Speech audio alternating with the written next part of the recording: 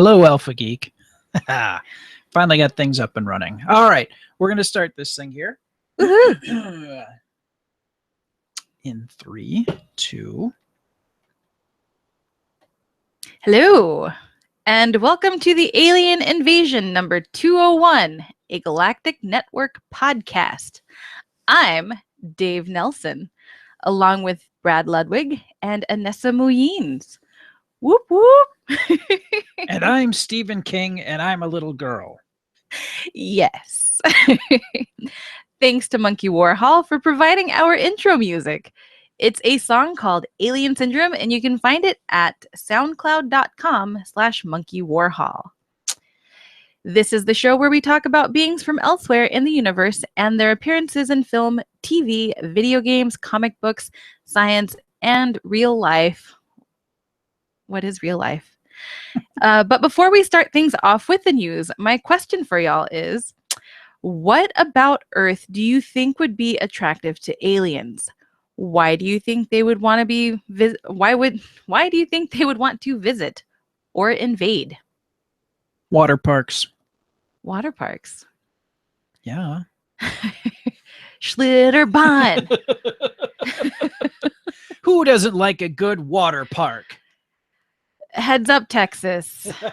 Aliens are coming for the hottest, coolest time in Texas. Wisconsin Dells, water park capital of the world. Hello. Schlitterbahn. Mm-hmm. I see your Schlitterbahn and raise you a Noah's Ark. Suck it. Well, we're just lucky we have water to have a water park in Texas. I'm sorry. They're just lucky to have a water park in, I don't know. You've been transplanted, Moynes. It's a weird alien body snatcher thing going on. I don't know. But I'm going with Dave tonight, so. Yeah. Yeah. I'm going with Stephen King, who is All right. still a little girl. Hi, Stephen. That's from The Dead Alewives, which was it Bringing Down the Grandmaster?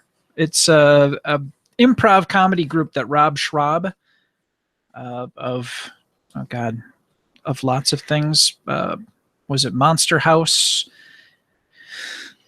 Scud the Disposable Assassin, Twigger's Holiday. He directed a number of the Sarah Silverman Show episodes. Yeah, check it out. All right, will do. So I suppose I should answer. Does Dave get an answer? Dave would answer Happy Little Trees. Yes. He's pulling the Bob Ross. He's pulling the Bob Ross. He's going with the Happy Little Trees. Because why wouldn't aliens appreciate the Happy Little Trees? They produce oxygen, and they're pretty, and they're green, and they change colors, and yeah. What if they don't breathe oxygen? Well, that's a shame. Fair enough. They'll go for the sad decomposing trees. Aww. Yeah. Womp womp. Womp womp. All right. So, time for the news. All right. So, first story, me, not Dave Nelson. Artists and conspiracy theorists will get equal enjoyment out of the Ancient Aliens coloring book. So if you need some relaxation time and you're tired of coloring happy little trees and flowers and sunshine or whatever, you can now find a coloring book with an Ancient Aliens theme. The History Channel show that launched 1,000 memes, Ancient Aliens, is coming soon to a bookshelf near you. Getting simultaneous November 15th releases are an official companion book as well as an adult coloring book. We've got an advanced look at 3 of the outlines drawn by artist Kathleen Edwards. I was looking at these and they were one of them was very Aztec or Mayan, I suppose. Tribal is the term.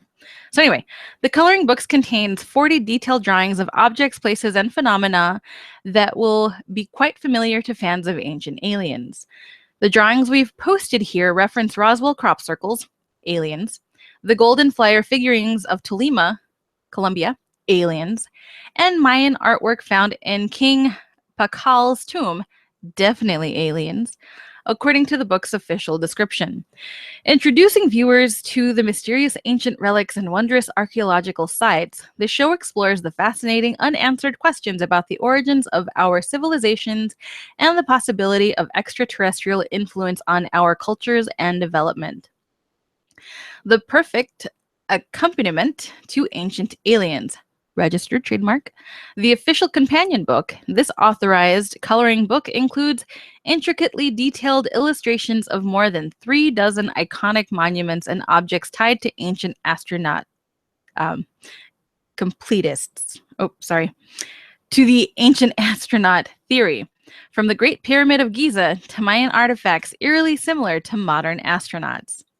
Completists, and anyone who already owns the entire Time Life Mysteries of the Unknown series, will also want to pick up Ancient Aliens, the official companion book. Filled with an exciting and behind-the-scenes stories from the show's creators and leading experts in ancient alien theory, the book explores the key questions at the heart of the series. Who were they? Why did they come? What did they leave behind? Where did they go? Will they ever return? Whether or not you believe, it's still intriguing stuff, even if the mystery of Giorgio Tsoukalos's hair will never be solved. And this comes from Gizmodo.com or IO9 or whatever it is now. Gizmodo owns IO9. Is that right? I think so. Yes, they do now. They're together now. So yeah, that's where I got it from. They're making sweet, sweet babies. They're making sweet, sweet babies and coloring ancient aliens by each page by the day. So yeah. But like I said, some of the artwork and they mentioned is kind of a tribal theme, so very Mayan. And just some weird shapes and whatnot. There were a couple that I didn't really get the alien thing, but maybe once you start coloring, you get more of an alien idea, but it looks like it would be fun if you're into coloring books. Something to break it up. There's all sorts of different coloring books for adults now. So oh yeah, why not Ancient Aliens? I mean, they've got Harry Potter, Doctor Who, Sugar Skulls. Who knows? Goat spiders. Chupra-billy. Chinchillas. I don't know. Chinchillas. So they sound like something for your face. I do. My chin is cold. Let me go get my chinchilla. Damn right. Next on Chinchilla Talk. Say! Yes? The science of arrival. If aliens call, does humanity have a plan? Run. Scream. Arms flailing. Well, that's just what you should do anyway. Okay. This is from livescience.com. And this is a very long article, so I trimmed it up quite a bit. So here we go. The science fiction movie Arrival, which opened in theaters last weekend, poses tantalizing questions about how humans might make contact and eventually communicate with intelligent aliens. The much-hyped film has renewed people's interest in the search for alien... Hey! Hey! The much-hyped film has renewed people's interest in the search for intelligent life elsewhere in the universe. But what would happen if humans really did make contact with an intelligent alien civilization? If ET calls, is there a plan? The answer is yes and no, said astronomer Seth Shostak, who leads efforts to detect radio signals from extraterrestrial civilizations at the SETI Institute in Mountain View, California. There are some protocols, but I think that's an unfortunate name, and it makes it sound more important than they are, Shostak told Live Science.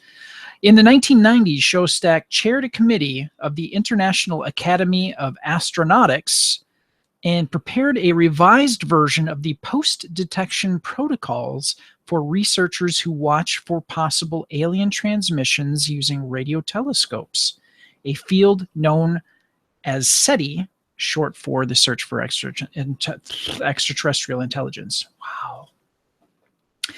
The protocols were first drawn up in the 1980s to help scientists in the United States and the Soviet Union share information about any potential SETI signals. But, Shostak explained, the SETI post-detection protocols are guidelines for governments and scientists rather than a global action plan for dealing with alien contact. They say if you pick up a signal, check it out, tell everybody, and don't broadcast any replies without international consultation, whatever that means, he said. But that's all that the protocols say, and they have no force of law. The United Nations took a copy of the early protocols and put them in a file drawer somewhere, and that's as official as they ever got. Although the aliens in Arrival helpfully traveled to Earth in faster-than-light spaceships, willing and ready to talk, Shostak said a more likely first contact scenario would be the detection of a SETI radio signal, perhaps from a source hundreds of thousands of light years away. That means it could take centuries for the aliens to receive any reply transmitted from Earth in an effort to communicate with them, he said. As such, there might not be any real hurry to decide what to say. They got some time. Shostak pointed out that humans have already been broadcasting news into space for decades in the form of television and radio signals, and so it's probably too late to keep quiet.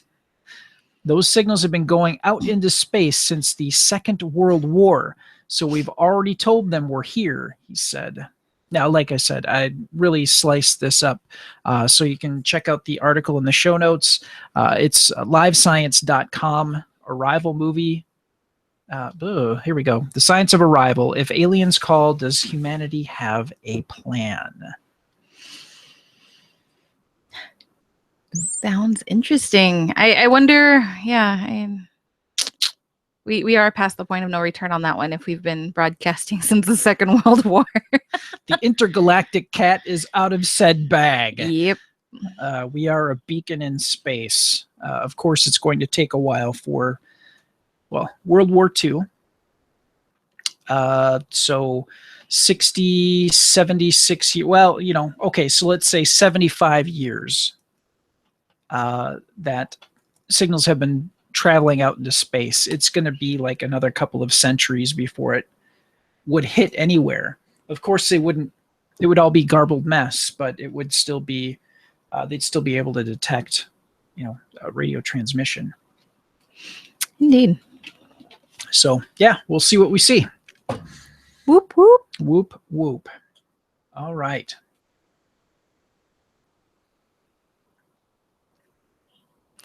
So, Dave Nelson, I have the next story. 4 things that we want to see in the Starship Troopers reboot. Andrew Liptak at The Verge writes, according to The Hollywood Reporter, a reboot is in the works with the idea that it'll be the star of a new franchise. This is the perfect opportunity for there to be a straight-up adaptation of the 1959 Robert Heinlein novel that would do the story justice. At its best, the original film is a brilliant satire on fascist propaganda, skewering the self-importance of science fiction cinema. At its worst, it's a shitty adaptation of one of science fiction's best-known works. So, Dave Nelson, I'm going to have to edit that part out. But anyway, so here's what Liptak would like to see in the remake, and maybe the rest of us would too. A straight-up adaptation of the film would be ideal. Starship Troopers the movie and Starship Troopers the book share only some superficial similarities. Characters, some plot points, and not much else. Structurally, the novel did some interesting things, flashing back and forth between points in Rico's life, which allowed readers to really get the points that Heinlein was trying to make on a personal level. Adapting the film would be like photocopying a photocopy. Fortunately, according to The Wrap, this project is going to back the original novel for source material, so maybe we can't, or maybe we can, be a bit optimistic about this one. Don't shy away from the politics. The original Starship Troopers was a deeply political novel. Robert Heinlein used it as a test bed for some of his more libertarian ideas, such as trading public service for citizenship, personal responsibility, and the role of military in society. There's been a lot of deeply political science fiction stories since the original came out. Just look at District 9 and its take on refugees, Battlestar Galactica's grappling with the Iraq War, while The Expanse has its own take on economic disparities.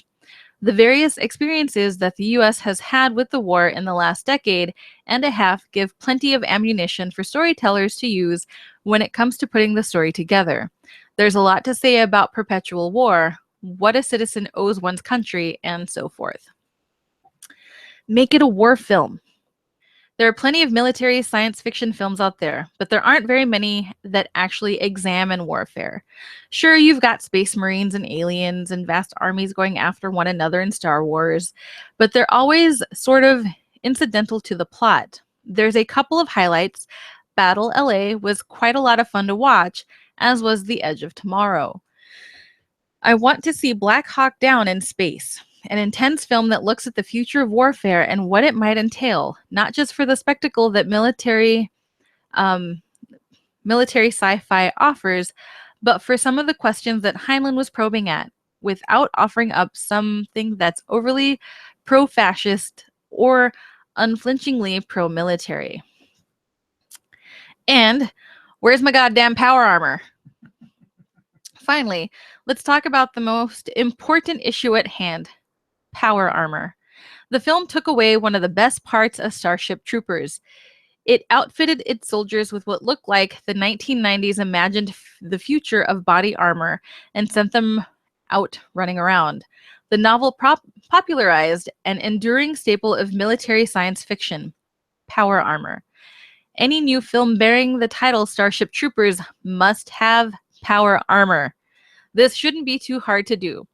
Power armor is just about everywhere in science fiction these days. Films and games like Halo, Elysium, District 9, Iron Man, and The Edge of Tomorrow each had their own depictions of the technology. CGI makes it far more practical to film this, whereas it was a bit more of a stretch in 1997. The original Starship Troopers contained an epic level of camp, which makes it fun to watch every now and again, but the so bad it's great mark is nearly impossible to hit deliberately. This new Starship Troopers could go a number of ways, but if it has any hope of having any sort of longevity, relevance, or even entertainment value, it shouldn't just try and distance itself from the original film. It has to. And that comes from TheVerge.com. Now, our friend Rob Benton absolutely loves Heinlein and loves the book, but he thought the movie was crap because it really cut out a lot of the important stuff from the book. Now, so I know that he would be definitely one to see like a more true to form. Yeah, a more accurate representation. I really enjoyed the 1997 flick, but it is very like cheesy in parts, and I know it's not like the book aside from a few things, but it was still a fun movie to watch. You look at Verhoeven's work, and a lot of what he did was you look at RoboCop, you look at Starship Troopers, Total Recall, and you get through like news and advertisements a good overall snapshot of what the world is like. And I think that when you see, like in Starship Troopers especially, the news reporters talking to the soldiers and whatnot, you get a feeling of him kind of poking fun and keeping true to the whole propaganda portion. And, Rico's whole, we gotta go kill some aliens when he's... Because I'm a citizen. Yeah. It's what citizens do. Yeah, exactly. So I mean, he definitely used that as the kind of the sounding board for the propaganda portion of the whole some of the themes in the book. So I think that he was true to that, but a lot of that was kind of some of the cheese as well. So I guess if you read the book and enjoy the themes and some of the bits that were transposed into the movie, I guess you might not necessarily want to see it remade, because it's there's the purists who love an exact translation from the book, and then there's the purists who may not have read the book, seen the movie, and say, well, why are you going to remake that? And that was actually, for the time, it was pretty good. So I don't know. I think at this point, you'd probably want to disconnect yourself from the 1997 movie and the book, because they are essentially they're two different entities. Even though they have a few things in common, ultimately they are very different. And the same could be said about a lot of shows and movies that are based on books. They ultimately end up being two different beings in their own right. So, but no, I would be interested to see the reboot of the movie. I don't know that you would really call it a reboot. I would like to see the film adaptation of Starship Troopers, the 2000s style, I suppose. So no, very true. So yeah, remember, power armor. Want it.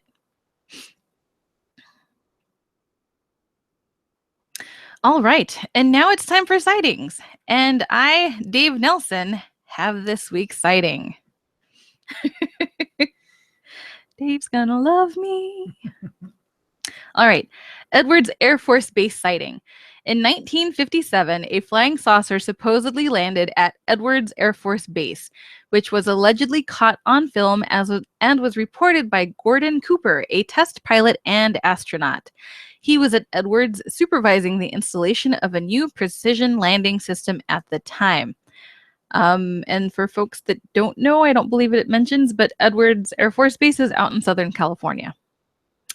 All right, so according to Gordo, love the name, I had a camera crew filming the installation when they spotted a saucer. They filmed it as it flew overhead, then hovered, extended 3 legs as landing gear, and slowly came down to land on a dry lake bed. These guys were all pro cameramen, so this picture quality was very good. The camera crew managed to get within 20 or 30 yards of it, filming all the time. It was a classic saucer, shiny, silver, and smooth, about 30 feet across. It was pretty clear it was an alien craft. As they approached closer, it took off. Stinky UFO. The camera crew reported the incident to Cooper and turned over the film. Cooper says that he reported the incident to his superiors and was told to develop the film and sent it to Washington, which he did after watching it and finding it to be exactly as described. He says that after that, the film vanished and didn't come to light even when the Air Force began Project Blue Book. He suggested using it as evidence and was told that it had been lost, not that it would have mattered much. According to Cooper, Blue Book was strictly a cover-up anyway.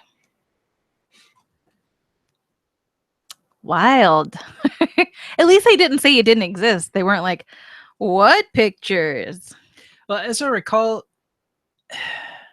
it kind of hovered, no pun intended, it hovered between actual research and trying to gather information, and then at a certain point it fell under different leadership, and then it was more smoke screenish, as I recall. So, and then I don't know if, because it went from, what was it? It was something before it became Blue Book. Yeah. Darn it. The interwebs. I don't know how to look for it. Project Blue Book before Blue Book. I should know this. Yeah, I know. No, it was okay. It started out as Project Sign in 1947, Grudge in 1949, and then it became Project Blue Book in 1952. So there you go. Sign and Grudge later became movie titles. It's true. Wild. Not saying that it's aliens, but it's aliens. Womp womp. Womp womp. All right. So, yeah, it's a shame that those photos got lost. Like he didn't make any copies or anything. Because I mean, government. But whatever. Live and learn. Live and learn. So up next, picks and warnings. And not Dave Nelson is going first. Woohoo! All right. So my pick for this week is Arius. It is a short film that I found on Amazon Prime. And it says it's a half hour, but it's really like 15 minutes in length with 15 minutes of behind the scenes footage. The behind the scenes footage would have been a lot more interesting if there was some sort of commentary.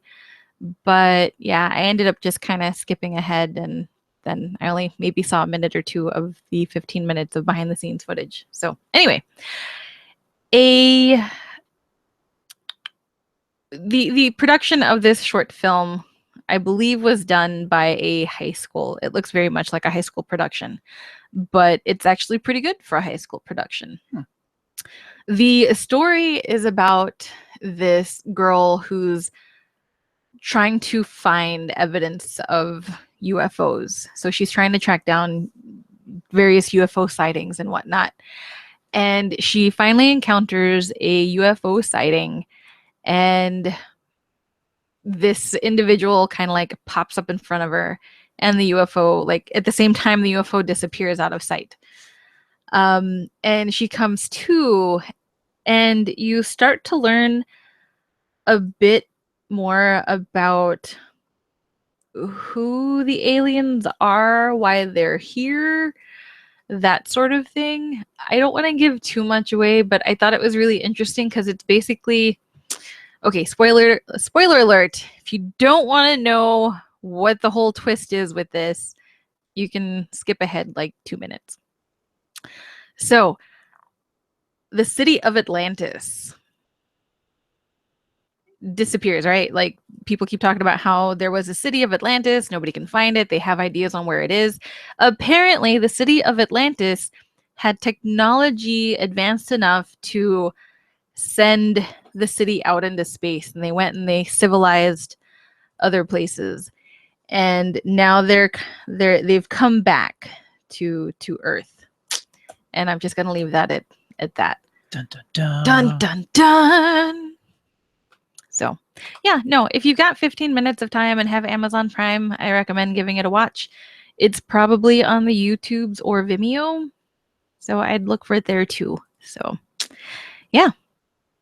Arius. Nice. Mm-hmm. All right.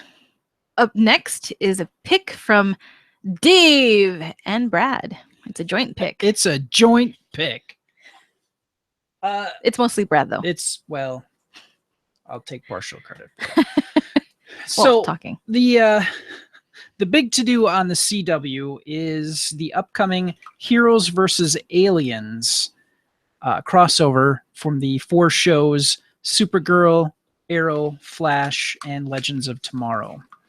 And now we have gotten a peek at the aliens that they are going to be fighting. And the interesting thing about these aliens is that, and I think we mentioned it a little bit on the last episode when we talked about this, is that the particular aliens, now the alien race escapes my memory.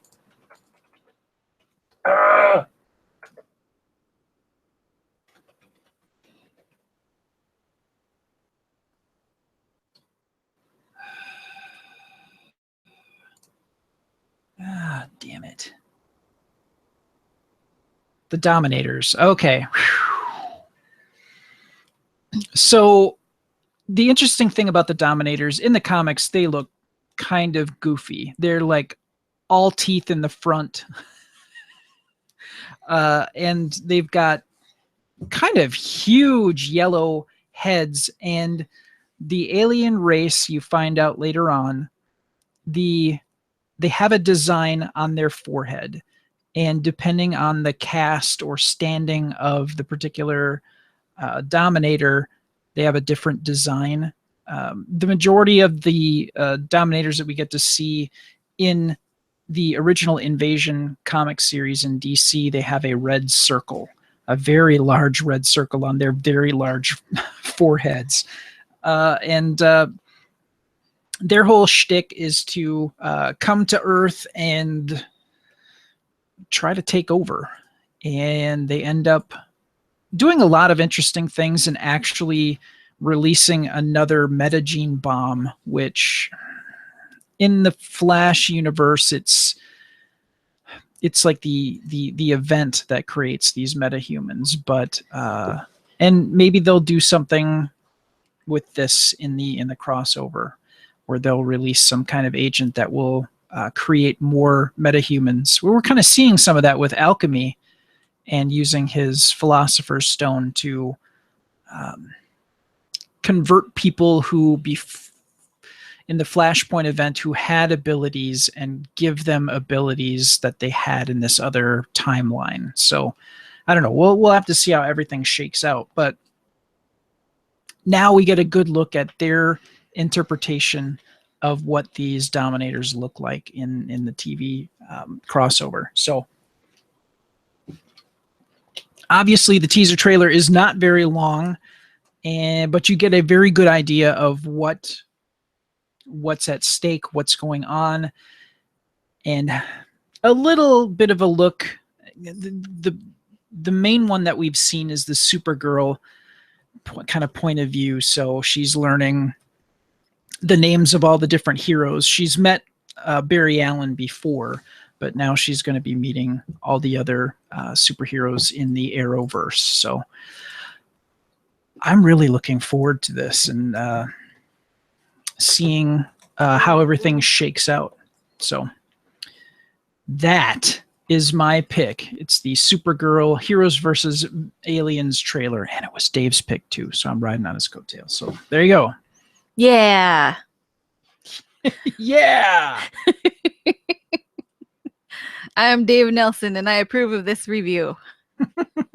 Oh yeah, that's right. We have to give the flying number of flying saucers. It's hard for me to be objective because I'm such a comic book nerd, but I'm gonna give it 4 flying saucers. I concur. There you go. Oh man. All right. So our picks for this week: a short film called Arias, and Supergirl Heroes versus Aliens trailer. And you'll get to see all that stuff in the show notes. Woohoo! All right. So, final thoughts. Our cat is meowing very loudly outside of our Nerdatorium studio door. Spoiler alert, Spoiler. He's inside the room. Is he? He is.